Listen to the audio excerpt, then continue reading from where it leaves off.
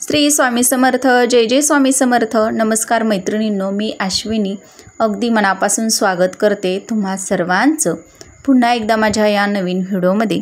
तर आजच्या व्हिडिओमध्ये आपण वसुबारस कधी असणार आहे, वसुबारसेची पूजाविधी कशा पद्धतीनं करायची, आश्विन कृष्ण द्वादशी म्हणजेच गोउत्सव द्वादशी या दिवशी वसुबारस हा सण साजरा केला जातो. यावर्षी बघा म्हणजेच 2025मध्ये हा जो सण आहे वसुबारस, तर तो शुक्रवारी 19 ऑक्टोबरला साजरा केला जाणार आहे. आणि या दिवशी रमा एकादशी आणि त्यासोबतच वसुबारस हे दोन्ही योग एकत्र जुळून आलेले आहेत. तर गोउत्सव द्वादशी म्हणजेच आपण या दिवशी आपल्याकडे असलेल्या गोधनाची पूजा करत असतो. तर त्यामागचं कारण असं आहे की या बघा दिवशी समुद्रमंथनातून 5 कामधेनू उत्पन्न झाल्या होत्या आणि म्हणूनच या कामधेनूला उद्देशून हे व्रत या दिवशी केलं जातं. तर या पूजेसाठी लागणारं साहित्य पाहूयात. तर सुरुवातीला आपल्याला या पूजेसाठी गाय आणि वासराची मूर्ती लागणार आहे. जर तुमच्याकडे गायी नसतील तर तुम्ही अशा पद्धतीनं मूर्ती घेऊन ही पूजा करू शकता.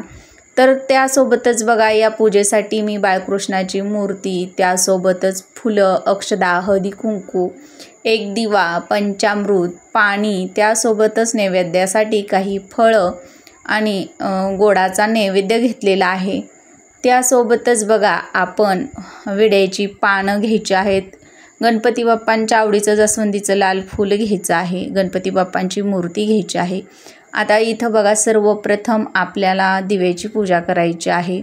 त्यासाठी मी इथं तांदळाची जी थोडीशी रास आहे तर ती घालून घेतलेली आहे. आणि नंतरनं त्यावरती हळदी कुंकू टाकून त्यावरती आपल्याला हा जो दिवा आहे तर तो ठेवून प्रज्वलित करायचा आहे. तर बघा कोणतीही पूजा असो किंवा कोणतंही शुभकार्य असो तर ते दिव्याशिवाय अपूर्ण मानलं जातं. अग्नीच्या साक्षीनं जर आपण काही सेवा केल्या, उपाय केले तर त्याचं फळ जे आहे तर ते आपल्याला लवकर भेटत असतं.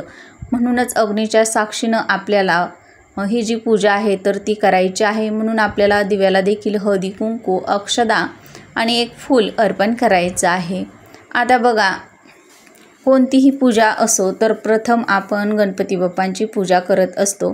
तर त्यासाठी इथं मी छोटीशी गणपती बाप्पांची मूर्ती घेतलेली आहे. आता बघा ही मूर्ती आहे तर ती आपल्याला एका ताम्हणामध्ये घ्यायची आहे. त्यानंतर आपल्याला गणपती बाप्पांवरती स्वच्छ पाण्यानं अभिषेक करायचा आहे. 5 वेळा अभिषेक करायचा आहे. त्यानंतर आपल्याला पंचामृतानं अभिषेक करायचा आहे. आपल्याला जो पण कोणताही गणपती बाप्पांचा मंत्र येत असेल तर त्याचा मनोमन जप तुम्हाला करायचा आहे.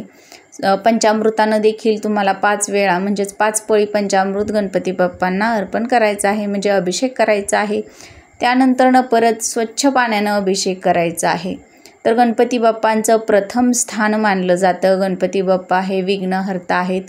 कोणतीही पूजा असो किंवा शुभकार्य असो तर ते गणपती बाप्पांच्या पूजेशिवाय अपूर्ण मानलं जातं. आणि म्हणूनच इथं मी गणपती बाप्पांची सुरुवातीला पूजा करून घेत आहे. तर शेवटी आपल्याला थोडंसं चमच्यामध्ये हळदी कुंकू, अक्षदा आणि फुलं टाकून हे गणपती बाप्पांना अर्पण करायचं आहे. आणि नंतर आपल्याला परत स्वच्छ पाण्यानं अभिषेक करून घ्यायचा आहे. आता अभिषेक करून झाल्यानंतर आपल्याला ही जी मूर्ती आहे तर ती स्वच्छ कापडानं पुसून घ्यायची आहे. तर बघा इथं मी माझा जो अभिषेक आहे तर तो करून झालेला आहे. यानंतरनं ही जी मूर्ती आहे तर ती मी एका स्वच्छ कापडानं पुसून घेत आहे. यानंतरनं बघा आपल्याला बाळकृष्णाची जर मूर्ती असेल तर बाळकृष्णाची मूर्ती घ्यायची आहे. पण बघा इथं माझ्याकडे छोट्या बाळकृष्णाची मूर्ती सध्या नाही, त्यामुळे मी इथं बाळकृष्ण स्वरूप सुपारी घेतलेली आहे. आता सुपारीला सुद्धा सेम अशाच पद्धतीनं आपल्याला अभिषेक करून घ्यायचा आहे. तर बघा सुपारीचं सुद्धा प्रत्येक पूजेमध्ये महत्त्व जे आहे तर ते खूप आहे. खूप पवित्र अशी मानली जाते ही सुपारी.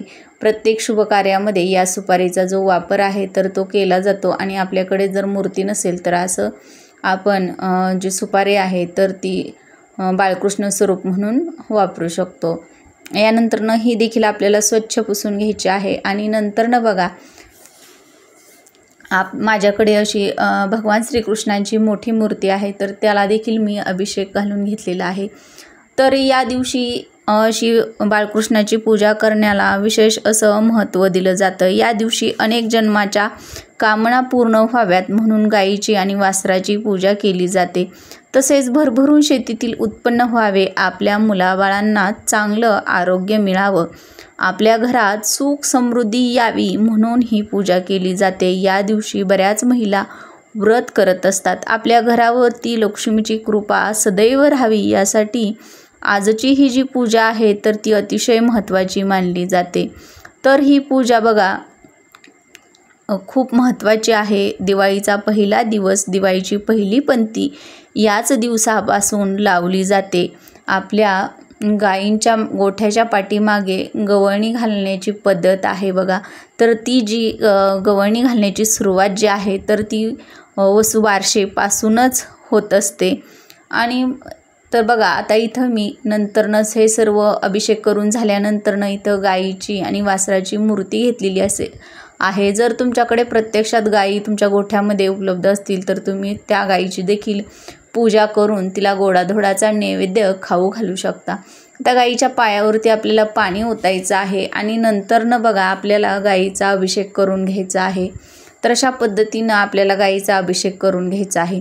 या दिवशी बघा दुधापासून बनवलेले पदार्थ किंवा दूध हे खाल्लं जात नाही। त्यासोबतच बघा जे व्रत करत असतात तर ते सुद्धा हे पदार्थ जे आहेत तर ते खात नाहीत आणि विनाव्रत करणारे लोकसुद्धा दुधापासून बनवलेले, त्यासोबतच बघा गहू मूग हे जे पदार्थ आहेत त्यापासून बनवलेले तर या दिवशी अजिबात खाल्ले जात नाहीत। या दिवशी एका म्हातारीच्या सुनेनं गव्हाळे आणि मुगाळे नावाचे जे वासर आहेत तर ते शिजवून ठेवले होते। त्यामुळं बघा या दिवशी गव्हाळे आणि मुगाळे म्हणजेच गहू आणि मूग हे खाल्लं जात नाही।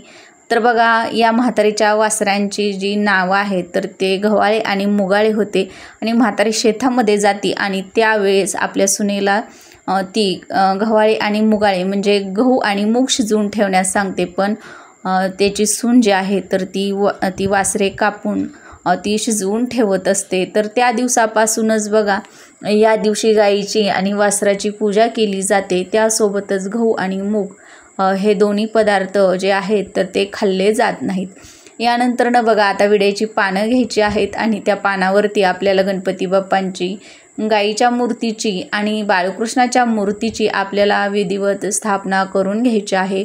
आता गणपती बाप्पांना हळदी कुंकू अक्षदा फुलं वाहून घेतलेली आहेत। त्यानंतरनं एक जास्वंदीचं लाल फुल अर्पण केलेलं आहे। त्यासोबतच खडी साखरेचा नैवेद्य अर्पण केलेला आहे। आता इथं गाईला आणि वासराला सुद्धा आपल्याला हळदी कुंकू अक्षदा आणि फुलं वाहून घ्यायची आहेत। तर अशा पद्धतीने आपल्याला ही जी पूजा आहे तर ती करून घ्यायची आहे। आता इथं बघा गाईची वासराची माझी पूजा करून झालेली आहे। अक्षदा आणि फुलं देखील वाहिलेली आहेत। आता बाळकृष्ण स्वरूप जी सुपारी घेतलेली होती आपण तर तिची सुद्धा आपल्याला पूजा करून घ्यायची आहे। यानंतरनं बघा आपण जी मोठी मूर्ती घेतलेली होती भगवान श्रीकृष्णांची, यानंतरनं बघा दिवाळीच्या फराळीचा जो आपण नैवेद्य आहे जो आपण आपल्या घरामध्ये फराळ बनवलेला आहे बघा त्यांना त्याचा नैवेद्य आपण या दिवशी आहे तर त्या अर्पण करायच्या आहे। ते अर्पण करायचं आहे म्हणजे ठेवायचं आहे, दाखवायचं आहे तुळशीच्या मंजुळात बघा या दिवशी बाजरीची भाकरी आणि गवारीची भाजी याचा नैवेद्य दाखवला जातो। याचा विशेष असा मान या दिवशी आहे। आणि या दिवशी गाईला तुम्हाला बघा बाजरीची भाकरी आणि गवारच्या शेंगेची भाजी जी आहे तर ती खाऊ घालायची आहे। त्यासोबतच बघा शेवटी आपल्याला धूपदीप अगरबत्ती ओवाळून घ्यायची आहे। प्रसादासाठी आपल्याला गोडाधोडाचा नैवेद्य आणि जी फळं आहेत आपल्याकडे तर ती ठेवायची आहेत। अशा पद्धतीनं आपल्याला ही जी पूजा आहे तर ती करून घ्यायची आहे। आता बघा शेवटी इथे मी पणत्या लावून घेतलेल्या आहेत। दिवाळीचा सण म्हटल्यावरती बघा पणत्यांशिवाय अपूर्ण आहे। दिव्यांची दिवाळी या नावानं बघा दिवाळी ओळखली जाते म्हणून या दिवशी आवर्जून आपल्याला दिवे हे प्रज्वलित करायचे आहेत। तुम्हाला जेवढे पण शक्य होतील तेवढे दिवे तुम्ही या दिवशी प्रज्वलित करू शकता। तर अशा पद्धतीनं बघा ही जी पूजा आहे तर ती आपली करून झालेली आहे।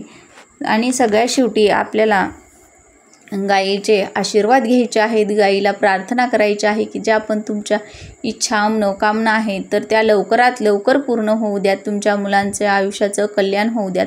या दिवशी बघा बरेच जण गायीची पूजा केल्यानंतरनं हा जो उपवास आहे, व्रत आहे, तर ते सोडत असतात आणि बरेच जण दुसऱ्या दिवशी देखील हे व्रत सोडत असतात.